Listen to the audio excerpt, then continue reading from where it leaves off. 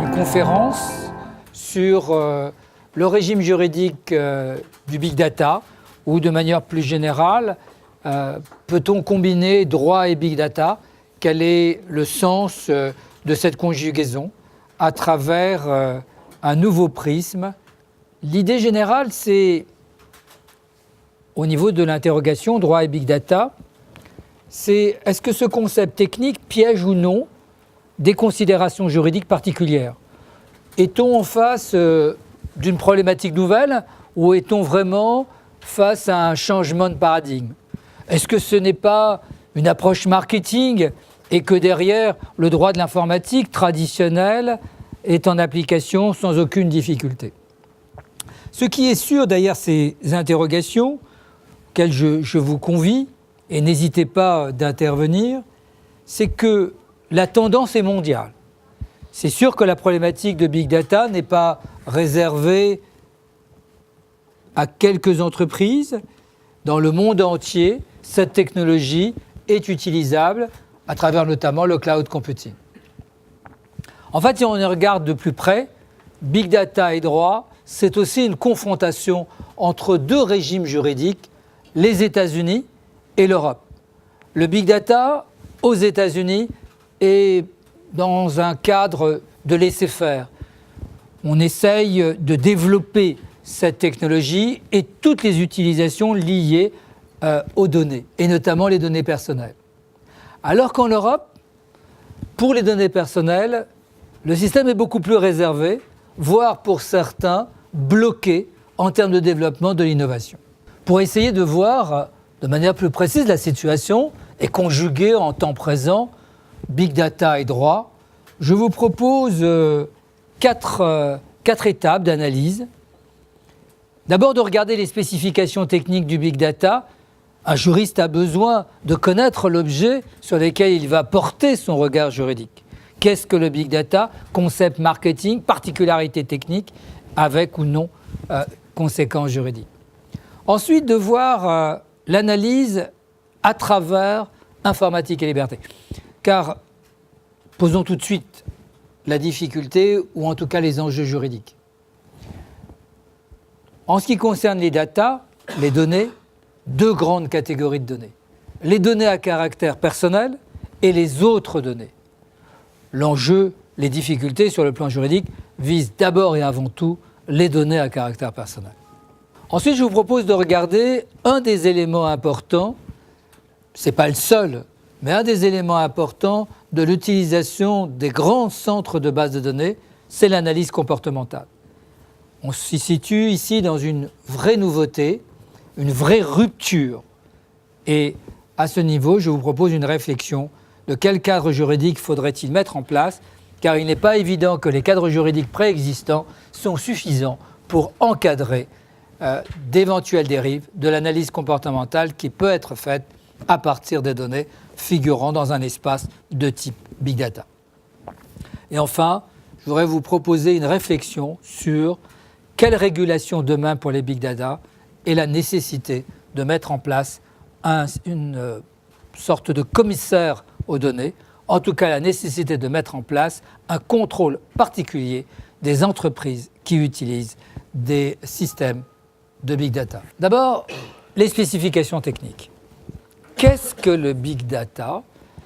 Vu toujours, non pas sur le plan technique, vous êtes des spécialistes de ce domaine, en ce qui me concerne, simple avocat, j'ai besoin de quelques références techniques. Ce qui est sûr, c'est qu'en général, quand on utilise le terme big data, c'est pas forcément big et c'est pas forcément que des data. C'est pas forcément big parce que c'est bien des masses d'informations qui sont gérées, mais parfois de manière extrêmement intimiste.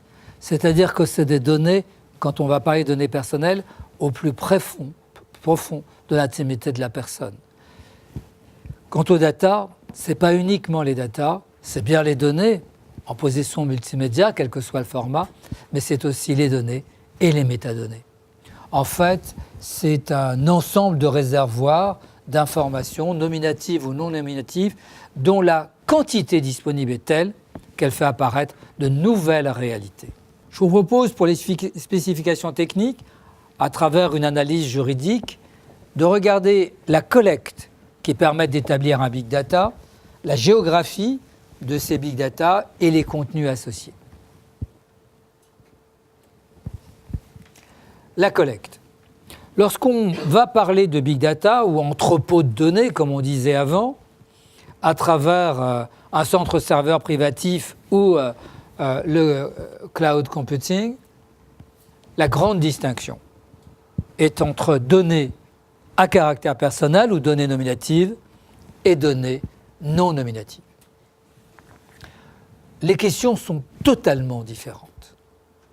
Lorsqu'on est en présence de données à caractère personnel, c'est tous les régimes juridiques de la loi informatique fichier liberté qui s'appliquent. Cette loi, née en France en 1978, est une loi des droits de l'homme.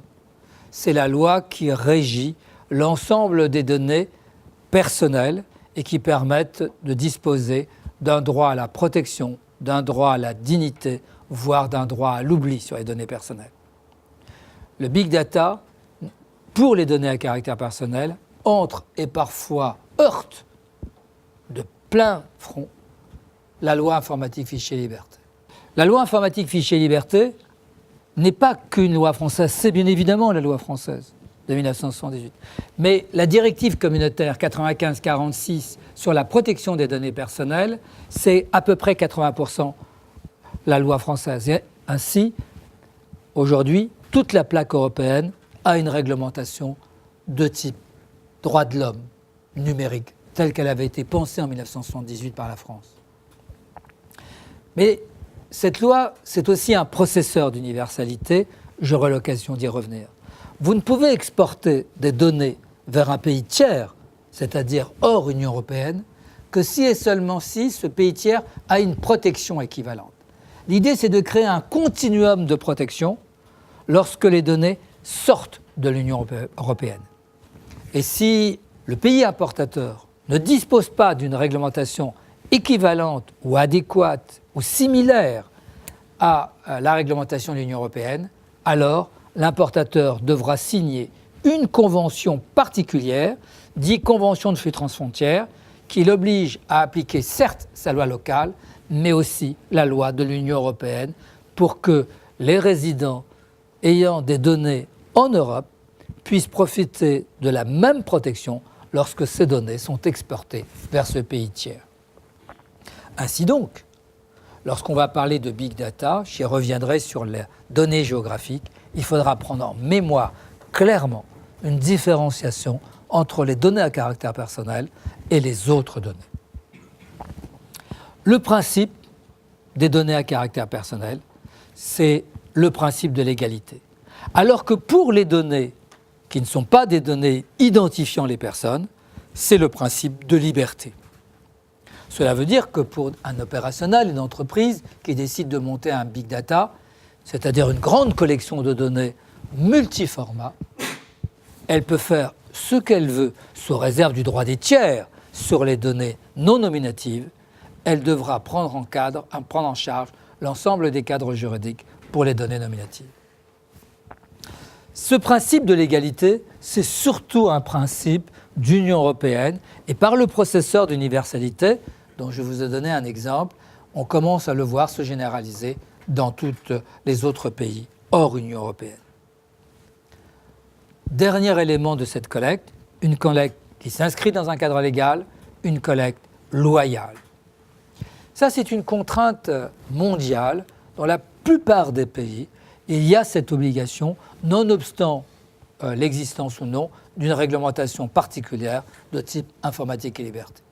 Et là, je voudrais, pour les non-spécialistes, souligner une très grande différence entre le principe de déloyauté et le principe de loyauté.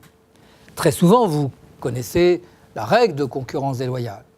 Dans le cadre de la déloyauté, on va faire un acte négatif, alors que dans le cadre de l'acte de loyauté, on va faire un acte positif. Si vous me permettez cet exemple, c'est aussi différent que tu ne tueras pas ton prochain ou tu aimeras ton prochain.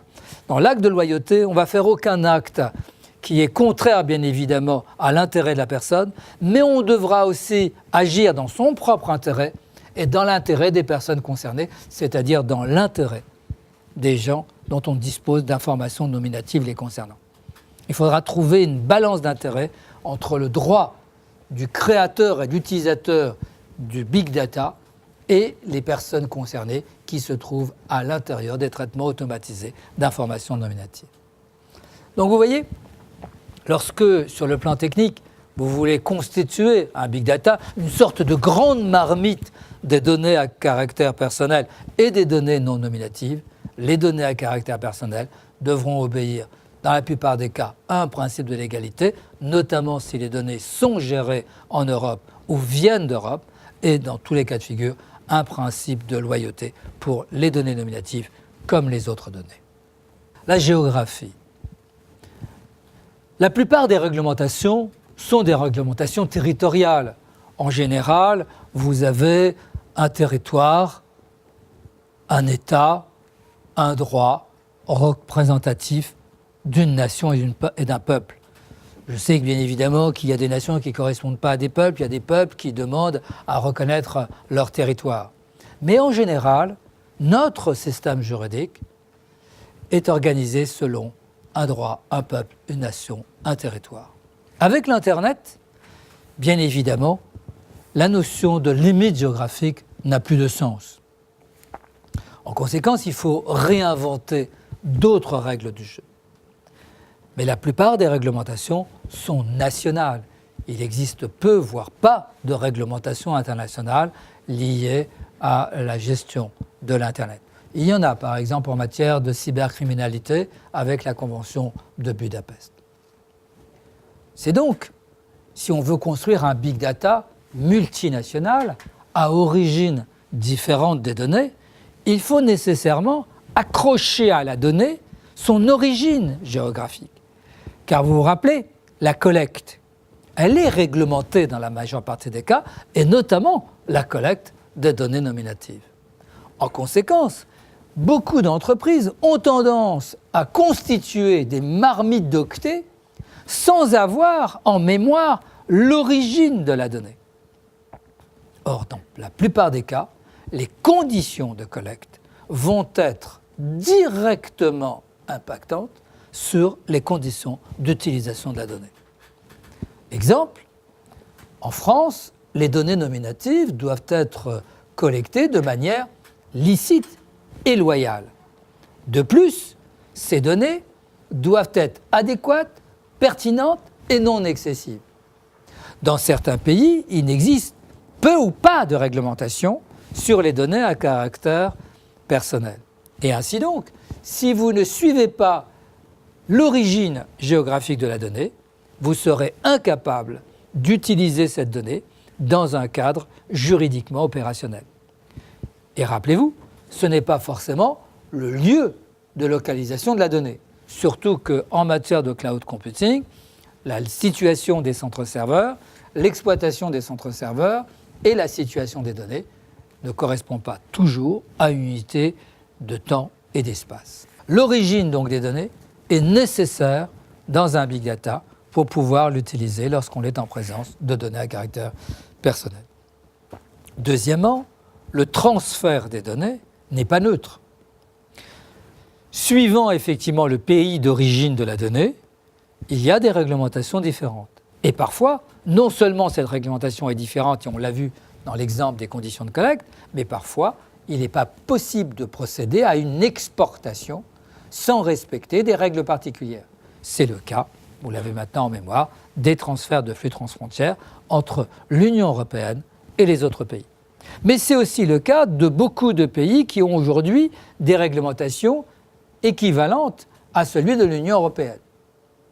C'est le cas par exemple des États-Unis dans le cadre du mécanisme qu'on appelle le Safe Harbor, c'est-à-dire un mécanisme d'adhésion où les sociétés américaines non seulement appliquent la loi locale américaine, il n'existe pas de loi équivalente à informatique et liberté, mais il y a des lois sur la privacy.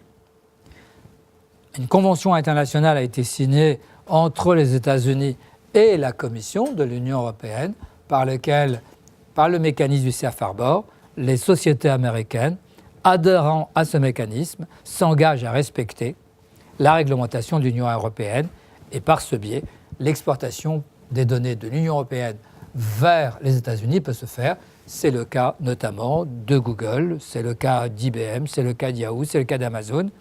Et si vous allez sur le net, si vous tapez DOC, Department of Commerce, et Safe Harbor, vous retrouverez la liste de toutes ces sociétés qui adhèrent au principe informatique et liberté de la directive 95/46 de l'Union européenne. Le troisième élément qui nécessite, quand on fait un big data, de repérer l'origine géographique, c'est l'exploitation des données. Il existe là encore une partition légale très très particulière. Un exemple, nous aurons l'occasion d'y revenir, mais le principe de finalité. Vous ne pouvez utiliser des données que dans le cadre de la finalité existante lors de la collecte. C'est-à-dire que vous ne pouvez pas utiliser une donnée sans en relation avec cette collecte. Et si vous voulez réutiliser la donnée, il faut qu'elle ne soit pas étrangère. Le texte dit qu'il ne faut pas qu'elle soit incompatible avec la finalité initiale. On peut prendre un exemple.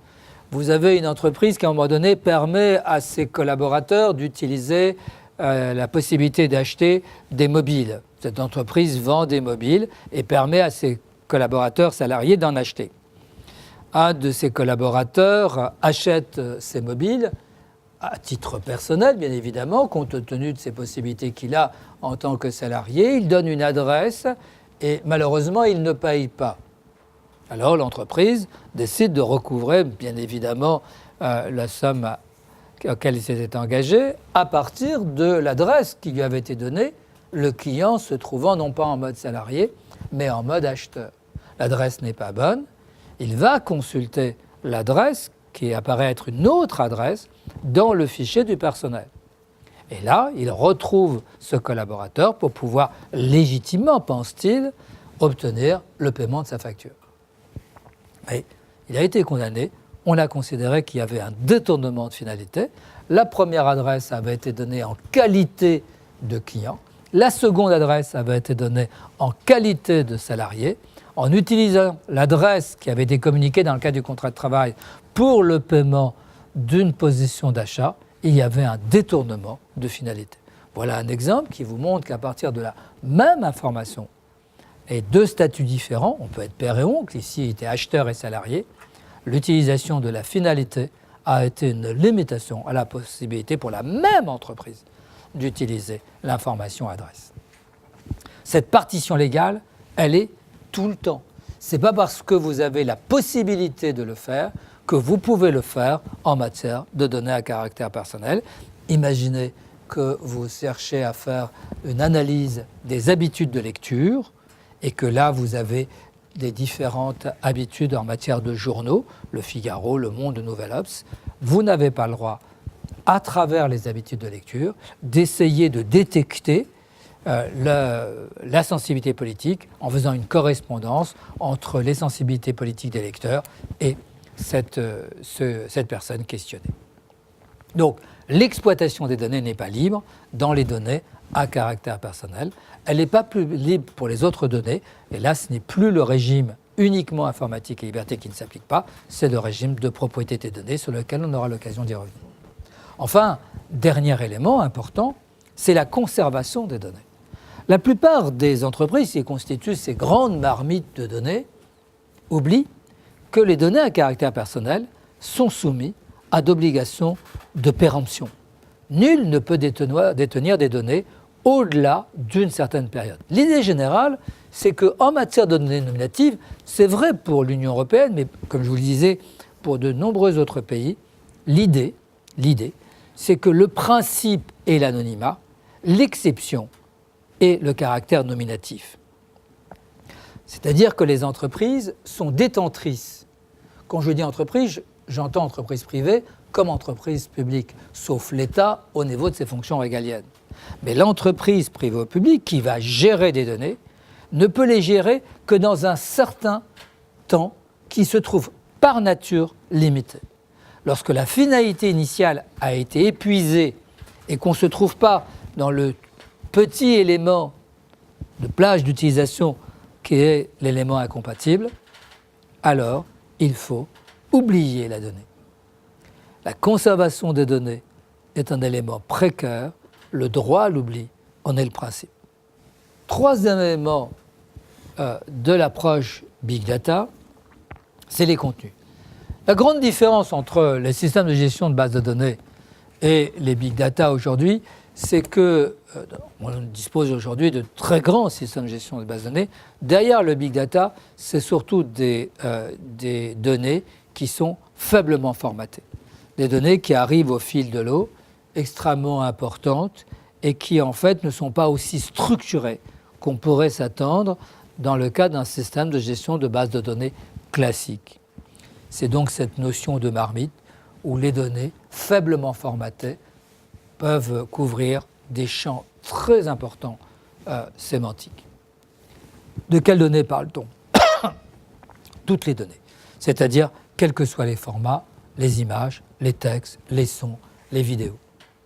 Et là, après la distinction majeure données à caractère personnel et données non nominatives ou non à caractère personnel, il faut faire une distinction entre les données privées et les données publiques. Dans les données privées, ici j'ai en tête non pas la vie privée, mais j'ai en tête la notion de droit privatif sur les données et la notion de droit non privatif sur les données ou public. Ça nous renvoie à une autre caractéristique juridique qu'on n'étudiera pas aujourd'hui, mais qui est aussi importante, qui est l'open data. Alors, je vais m'intéresser ici dans le big data à la fois aux données privatives et aux données non privatives.